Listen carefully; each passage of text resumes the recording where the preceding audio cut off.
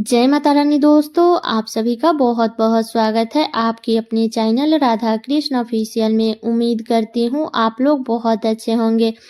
तो ये बताने के लिए कमेंट बॉक्स में जय माता दी जरूर लिखिएगा। तो चलिए दोस्तों, आज हम इस वीडियो में माघ मास महात्म्य के 12वें अध्याय की कथा सुनेंगे और साथ ही में भगवान के निष्काम भक्त की कथा भी सुनेंगे। तो आप लोग कथा पूरा जरूर सुनिएगा और कथा सुनने के बाद वीडियो को लाइक और चैनल को सब्सक्राइब जरूर कर दीजिएगा।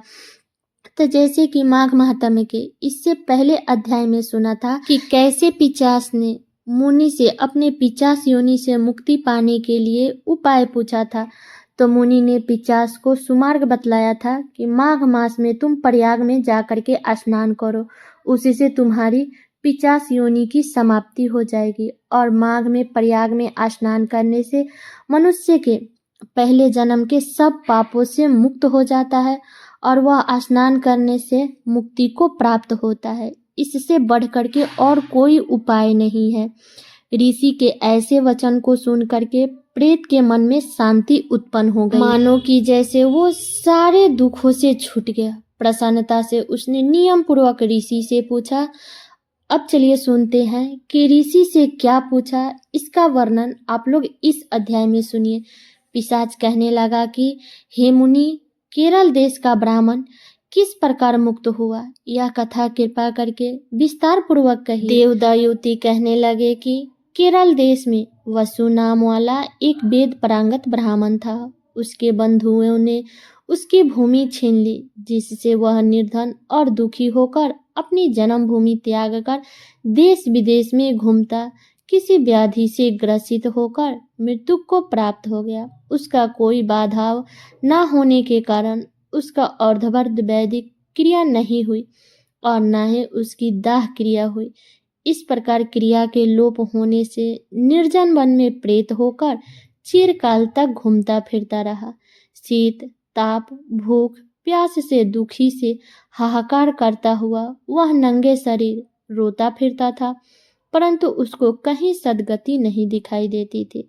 सर्वथा दान न देने से वह अपने कर्म फल को भोगता था।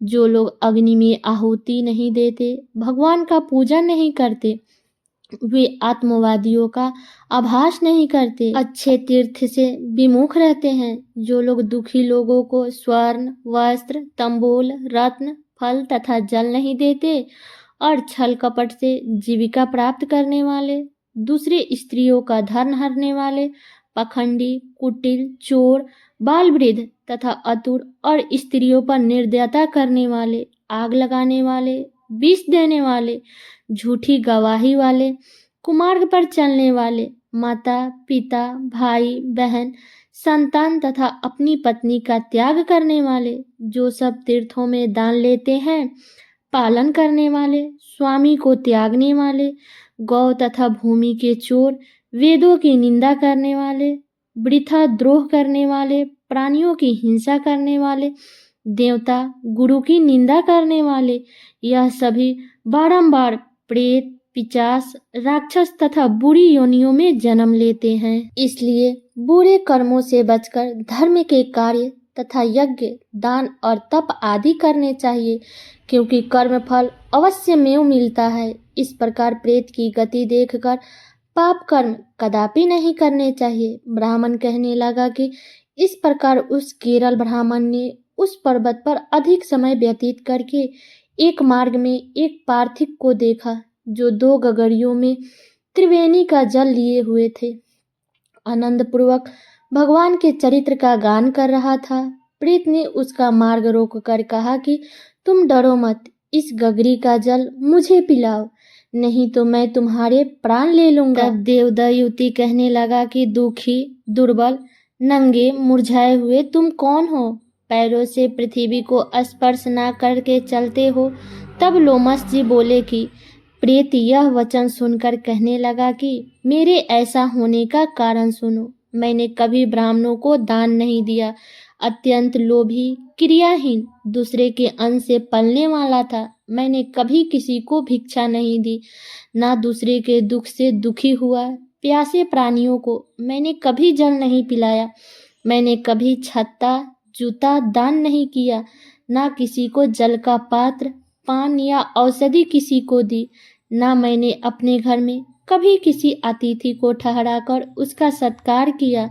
अंधे, वृद्धा, अनाथ और दीनों को मैंने कभी अन्न से संतुष्ट नहीं किया और ना ही किसी रोगी को मुक्त किया। ना कभी ब्राह्मणों को दान दिया, ना कभी अग्नि में हवन किया। बैसाख आदि मास में किसी को ठंडा जल भी नहीं पिलाया और ना ही मैंने बड़ या पीपल का वृक्ष लगाया, ना ही किसी प्राणी को बंधन से छुड़ाया और ना ही कभी कोई व्रत करके शरीर को नहीं सुखाया। इस कारण मेरा पूर्व जन्म सब बुरे कार्यों में ही व्यतीत हुआ। मेरे पूर्व जन्म के कर्मों से ही मेरा यह गति हुई है। इस वन में व्यग्र भेड़ियों से बचा हुआ मांस तथा जंतुओं के खाने से गिरे हुए फल, वृक्षों पर लगे हुए सुंदर फल तथा झरने का सुंदर जल सभी मिलते हैं, परंतु देव इच्छा से मैं कुछ नहीं खा सकता। सर्प की तरह केवल पवन भक्षण करके जीवन व्यतीत करता हूँ। बल, बुद्धि, मंत्र, पुरुषास्त्र से लाभ, हानि, सुख, दुख, विवाह, मृत्यु, जीवन, भोग, रोग तथा वियोग में केवल भाग्य के कारण ही होता है। कुरूप, मूर्ख, कुकर्मी, निंदित तथा पराक्रम से हीन मनुष्य भी भाग से ही राज्य भोगते हैं। काने, लूले, लंगड़े, नीतिहीन, निर्गुण, नपुंसक भाग्य से ही राज प्राप्त करते हैं। पर्वत पर भी बलवान राक्षस पिशाच रहते हैं, जिनमें से कभी कभी कोई कोई कहीं कहीं वन में फिरते हुए अपने कर्मों के अनुसार अन्न जल प्राप्त करते हैं, परंतु आपको उनका भय नहीं होना चाहिए, क्योंकि धर्मात्मा पुरुष की उनकी पवित्रता ही रक्षा करती है। ग्रह, नक्षत्र, देवता सर्वार्थ धर्मात्माओं की रक्षा करते हैं। यह पिशाच आप जैसे भक्त की तरफ आंख उठाकर भी नहीं देख सकते। जो नारायण भगवान की भक्ति से पवित्र रहता है, उसको प्रेत, पिशाच, पुतना कोई बाधा नहीं दे सकते। भूत, बैताल, पिशाच, गंधर्व, काकीन, शकुनी ग्रह, रेवती, यज्ञ मात्र ग्रह, भयंकर ग्रह, कृत्य, सर्प, कुष्मांड तथा दूसरे दुष्ट जंतु पवित्र वैष्णव की तरफ देख भी नहीं सकते। जिसकी जीवा पर गोविंद का नाम, हृदय में वेद तथा श्रुति विद्यमान है, जो पवित्र और दानी है, उनको कभी भय नहीं हो सकता। हे ब्राह्मण, इस प्रकार कर्मों का फल भोगता हुआ मैं यहाँ रहता हूँ, ऐसा सोचकर मैं शोक नहीं करता। एक बार मैं ज्वालिनी नदी के किनारे पर गया था। वहां पर घूमते हुए मैंने सारस के वचन को सुना तो 12वां अध्याय यहीं पे समाप्त हुआ। आप लोग अगले अध्याय में सुनिएगा कि सारस के वचन में वो क्या सुने थे। तो 12वें अध्याय के साथ में बोलिए श्री हरि विष्णु भगवान की जय, माता लक्ष्मी की जय। अब सुनिए निष्काम भक्त की कहानी। एक भक्त था, वो रोज बिहारी जी के मंदिर जाता था, पर मंदिर में बिहारी जी के जगह उसे एक ज्योति दिखाई देती थी। मंदिर में बाकी के सभी भक्त कहते थे, वाह, आज बिहारी जी का श्रृंगार कितना अच्छा है, बिहारी जी का मुकुट ऐसा है, उनकी पोशाक ऐसी है। तो वह भक्त सोचता था कि बिहारी जी सबको दर्शन देते हैं, पर मुझको क्यों नहीं दर्शन देते, मुझे केवल ज्योति दिखाई देती है, हर दिन ऐसा ही मेरे साथ क्यों होता है। तब वह भक्त एक दिन बिहारी जी से बोले कि क्या बात है, आप सबको दर्शन देते हैं पर मुझे दिखाई नहीं देते हैं, कल आपको मुझे दर्शन देना ही पड़ेगा। फिर अगले दिन मंदिर गया तो फिर बिहारी जी उसे ज्योत के रूप में ही दिखे। तब वह फिर बोला कि बिहारी जी, अगर कल मुझे आपने दर्शन नहीं दिए तो मैं यमुना जी में डूबकर मर जाऊंगा। उसी रात में बिहारी जी ने एक कोढ़ी के सपने में आए, जो कि मंदिर के रास्ते में बैठा रहता था। तो उससे बिहारी जी बोले कि तुम्हें अपना कोढ़ ठीक करना है। तब वह बोला कि हाँ भगवान। तब भगवान बोले कि तो सुबह मंदिर के रास्ते से एक भक्त निकलेगा, तुम उसके चरण पकड़ लेना और तब तक मत छोड़ना जब तक कि वो ये ना कह दे कि बिहारी जी तुम्हारा कोढ़ ठीक करेंगे। फिर अगले दिन वह कोढ़ी रास्ते में बैठ गया। जैसे ही भक्त निकला उसने उनका चरण पकड़ लिया और बोला कि पहले आप कहो कि मेरा कोढ़ ठीक हो जाए। तब वह भक्त बोला, मेरे कहने से क्या होगा, आप मेरे पैर छोड़ दीजिए। कोढ़ी बोला, जब तक आप नहीं कह देते तब तक मैं आपका चरण नहीं छोड़ूंगा। भक्त वैसे ही चिंता में थे कि बिहारी जी दर्शन नहीं दे रहे हैं और ऊपर से ये कोढ़ी पीछा पड़ गया। तब भक्त ने झुलाकर बोला कि जाओ, बिहारी जी तुम्हारा कोढ़ ठीक करेंगे, और मंदिर में चला गया। और मंदिर में जाकर क्या देखता है कि बिहारी जी के दर्शन हो रहे हैं। तब वह बिहारी जी से पूछने लगा कि अब तक आप मुझे दर्शन क्यों नहीं दे रहे थे।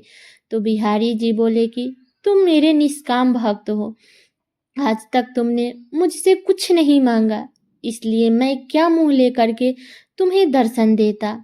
सभी भक्त कुछ न कुछ मांगते रहते हैं, इसलिए मैं उनसे नजर मिला सकता हूँ, पर आज तुमने रास्ते में उस कोढ़ी से कहा बिहारी जी तुम्हारा कोढ़ ठीक करेंगे, इसलिए मैं तुम्हें दर्शन देने आ गया। तो भगवान की निष्काम भक्ति ही करनी चाहिए। भगवान की भक्ति करके यदि संसार के ही भोग सुख की मांगे तो फिर वह भक्ति नहीं, वो तो सौदाबाजी है। इसलिए भगवान की भक्ति हमेशा निष्काम होकर के ही करनी चाहिए। तो ये है भगवान के निष्काम भक्त की कहानी। तो कैसा लगा ये कहानी आप लोग कमेंट करके ज़रूर बताइएगा। चैनल पे नए आए हैं तो सब्सक्राइब कर दीजिएगा, वीडियो को लाइक कर दीजिएगा और वीडियो को शेयर कर दीजिएगा, ताकि हर कोई माघ महात्म्य के इस अध्याय को सुन सके। तो चलिए दोस्तों, मिलती हूँ अगले वीडियो में किसी नए वीडियो के साथ में। तब तक के लिए नमस्कार।